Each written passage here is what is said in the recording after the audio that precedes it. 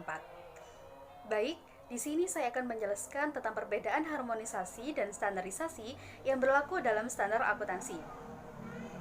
Untuk istilah harmonisasi dan standarisasi jelas berbeda. Standarisasi berarti penetapan aturan yang kaku dan sempit, dan bahkan mungkin penerapan satu standar atau aturan tunggal dalam segala situasi. Penerapan standar internasional di dalam akuntansi bersifat sukarela dan tergantung untuk diterima pada niat baik dari mereka yang menggunakan standar akuntansi. Situasi termudah akan muncul ketika suatu standar internasional hanya merupakan tiruan dari standar nasional. Ketika standar nasional dan internasional berbeda satu sama lain, maka praktek yang ada adalah menggunakan standar nasional. Selanjutnya, untuk harmonisasi jauh lebih fleksibel atau luas dan terbuka, sehingga tidak menggunakan pendekatan satu ukuran untuk semua, tetapi mengakomodasi beberapa perbedaan dan telah mengalami kemajuan yang besar secara internasional dalam beberapa tahun terakhir ini. Jadi, untuk istilah harmonisasi sebagai kebalikan dari standarisasi memiliki arti sebuah rekonsiliasi atas berbagai sudut pandang yang berbeda. Harmonisasi menjadi suatu bagian yang penting untuk menghasilkan komunikasi yang lebih baik atas suatu informasi agar dapat diartikan dan dapat dipahami secara internasional. Pro dan kontra harmonisasi standar akuntansi internasional. Keuntungan harmonisasi akuntansi internasional yang pertama yaitu pasar modal menjadi global dan modal investasi dapat bergerak di seluruh dunia tanpa hambatan. Yang kedua, investor dapat membuat keputusan investasi yang lebih baik. Yang ketiga, perusahaan-perusahaan dapat memperbaiki proses pengambilan keputusan strategi. Yang keempat, gagasan terbaik yang timbul dari aktivitas pembuatan standar dapat disebarkan. Kritik atas standar internasional. Internasionalisasi standar akuntansi juga menuai kritik. Pada awal tahun 1971, sebelum pembentukan IASC, beberapa pihak mengatakan bahwa penentuan standar internasional merupakan solusi yang terlalu sederhana atas masalah yang rumit. Lebih jauh lagi, ditakutkan bahwa adopsi standar internasional akan menimbulkan standar yang berlebihan. Perusahaan harus merespon terhadap susunan tekanan nasional yang semakin meningkat dan semakin dibuat untuk memenuhi ketentuan nasional tambahan yang rumit dan berbiaya besar.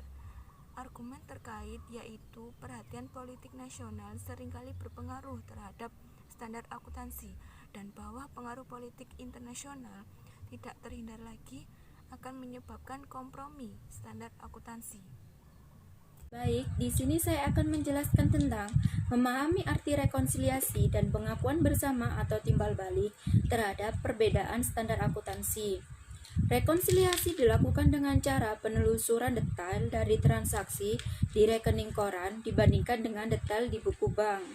Apabila menemukan adanya perbedaan, maka diambil tindakan mengoreksi berupa penambahan transaksi di buku itu. Ada dua pendekatan yang diajukan sebagai solusi untuk permasalahan terkait, yaitu pertama, rekonsiliasi. Melalui rekonsiliasi, perusahaan asing dapat menyusun laporan keuangan dengan menggunakan standar akuntansi negara asal, tetapi harus menyediakan rekonsiliasi antara ukuran akuntansi yang penting di negara asal dan negara di mana laporan keuangan dilaporkan. Yang kedua, pengakuan bersama atau timbal balik. Di sini, pengakuan bersama akan terjadi apabila pihak regulator di luar negeri asal menerima laporan keuangan perusahaan asing yang didasarkan pada prinsip di negara asal. Timbal balik ini mengakibatkan timbulnya laporan keuangan yang memungkinkan perusahaan asing tidak terlalu ketat bila dibandingkan dengan penerapan di perusahaan domestik. Dari kedua pendekatan tersebut, maka melalui rekonsiliasi perusahaan dapat menyusun laporan keuangan dengan menggunakan standar akuntansi negara asal. Akan tetapi harus menyediakan rekonsiliasi antara ukuran akuntansi yang penting di negara asal dan di negara di mana laporan keuangan dilaporkan.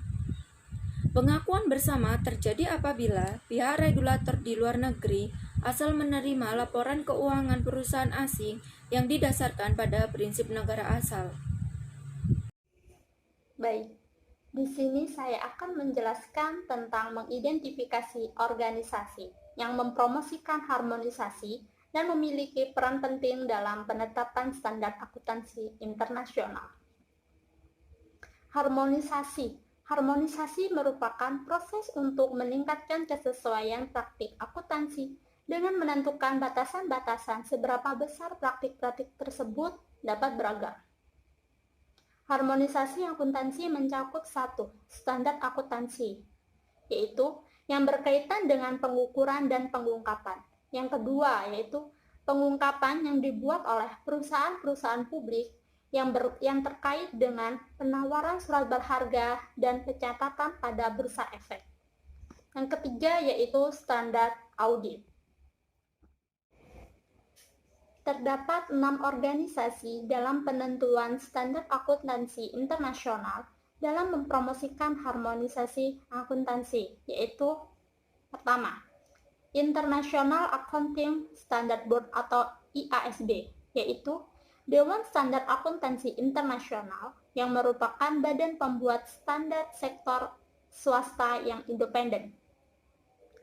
Yang kedua, Standar Uni Eropa yang memiliki tujuan untuk mencapai integritas pasar keuangan Eropa.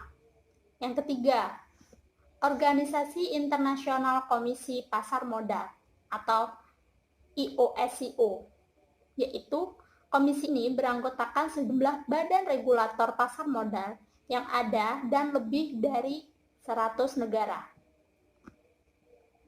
Yang keempat, yaitu International Federation of Accountants atau IFAC atau Federasi Akuntan Internasional yang mencakup organisasi tingkat dunia yang memiliki 159 organisasi anggota di 118 negara yang mewakili lebih dari 2,5 juta orang akuntan.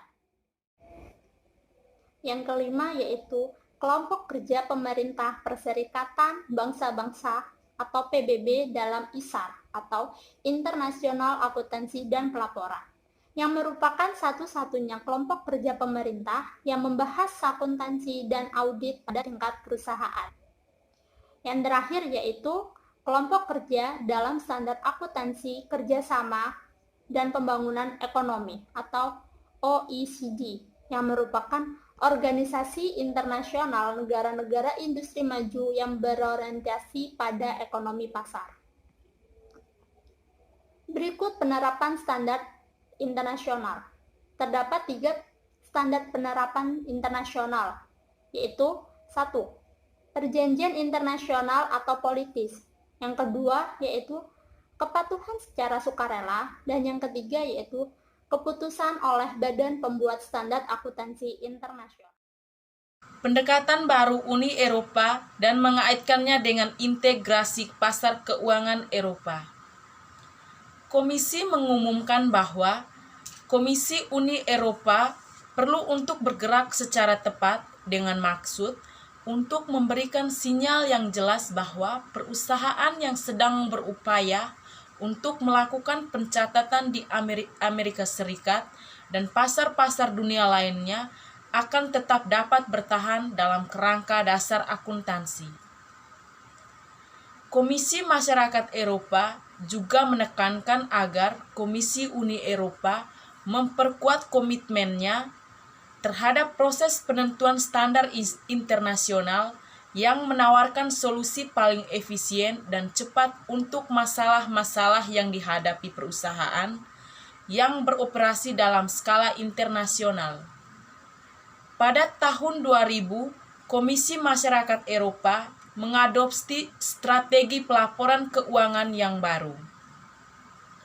Hal yang menarik dari strategi ini adalah usulan aturan bahwa seluruh perusahaan Komisi Uni Eropa yang tercatat dalam pasar terregulasi, termasuk bank, perusahaan asuransi, dan perusahaan berukuran kecil dan menengah, menyusun akun-akun konsolidasi sesuai dengan IFRS. Demikian presentasi dari kelompok kami, kurang lebihnya kami mohon maaf.